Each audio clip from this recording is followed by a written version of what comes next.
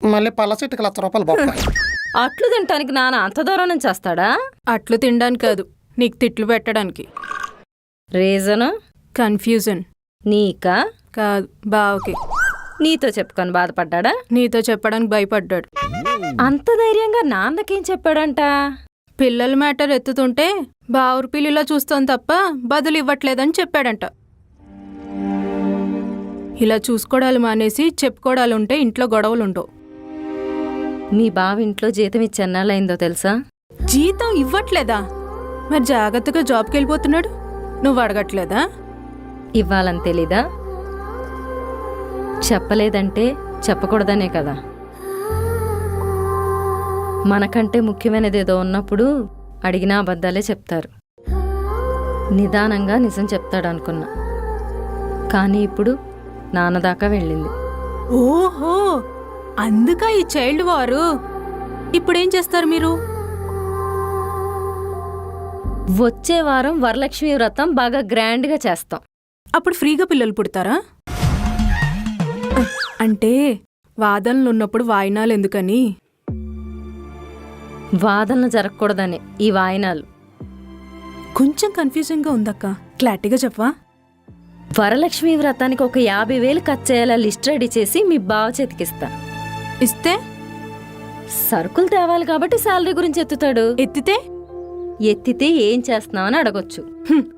బావిలో పడ్డ బకెట్ తీయడానికి బోరేయించి మరి బావి కాల్ చేయించినట్టుంది. డైరెక్ట్గా అడిగితే అయిపోద్ది కదా, ఇలా అడ్డదారులు ఎందుకని? డైరెక్ట్గా అడిగితే అనుమానమో అధికారమో అనుకుంటారు. ఇలా అడిగితే ఈగో హట్ అయ్యే అవకాశం ఉండదంటావు. వా, అందుకే అక్క ఆడాలందరికీ నువ్వు ఆదర్శ మహిళ అయ్యావు. తెలివితేటలు వాడాల్సింది తగాదాల్లోకి గెలవటానికి కాదు, తెగిపోకుండా ఆపటానికి. కూరలో కరివేపాకేసే తినడానికి కాదు, తీసి పడేయడానికి. మనం కూడా బానేసాం. ఉద్యోగం మానిపడ్డ తప్పుతా, నా వల్ల కాదు. ఈడెట్టి టార్చర్కి ఏదో రోజు మార్చడానికి పోతావురా బాబు. సైడ్ డిష్ నంచుకున్నట్టు అలా నంచుకుంటాడేట్రా శాడిస్టేదవా. అయినా నువ్వెందుకని అర్లీగా వచ్చి లాగిన్ అయిపోతున్నావు? కంపెనీ ఫ్రీ క్యాబ్ ప్రొవైడ్ చేస్తుందని సంబరపడ్డా, కానీ క్యాబ్ మాత్రం 3 గంటల ముందే దొప్పించుకుంటారు. అక్కడ ఎర్లీ పికప్, ఇక్కడ ఎర్లీ డ్రాప్. లాగిన్ అవ్వకుండా క్యాంటీన్ లో టైంపాస్ చేద్దామంటే సమోసాలకి సాయిల్కి సగం శాలరీ అయిపోతుంది. మనకన్నా క్యాబ్ డ్రైవర్లు ఎక్కువ సంపాదిస్తున్నారు తెలుసా. తినేమ్మ జీవితం. సర్లే అని డబ్బులు అడిగావు కదా, 20,000 జీపే చేస్తున్నాను, ముందు నువ్వు కూల్ అవ్వు. మా థ్యాంక్స్ రా బాబు. ఊరుకా అన్నయ్య. అవును, ఈ మధ్య డబ్బులు ఎక్కువ అడుగుతున్నావు ఏంటన్నయ్య? 50 లక్షలకి షూట్ పెట్టారా, అప్పులన్నీ తీర్చేసి కుటుంబంతో హ్యాపీగా ఉంటావని. నువ్వు ఈ అప్పు కానీ తీర్చలేదనుకో, నేను కుటుంబంతో సహా రోడ్డు మీదకి వచ్చేస్తాను, అర్థమవుతుందా? ప్రతాప్ సూసైడ్ చేసుకున్నాడన్నా, ఏం చేయాలో తెలియట్లేదు. అంటే ఇప్పుడు ఆ 50 లక్షలు అప్పులకి వడ్డీలు కట్టలేక సిడ్డి జారిపోతుందిరా కార్తీక్. చాలా రోజుల నుంచి శాలరీ ఇంట్లో ఇవ్వట్లేదు. ఏవైందని మా ఆవిడ అడగట్లేదు, అప్పులోళ్ళు ఆగట్లేదు.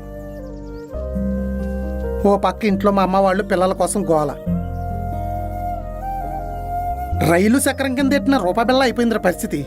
చక్రం ఎక్కినప్పుడల్లా లైఫ్ షేపులు మారిపోతుంది. నేను 12 నెలలు కష్టపడితే 12 లక్షలు సంపాదిస్తున్నా. అలా 30% గవర్నమెంట్కి ఇస్తున్నా. అంటే సంవత్సరంలో 4 నెలలు గవర్నమెంట్ కోసం పని చేస్తున్నా. అది నా బాధ.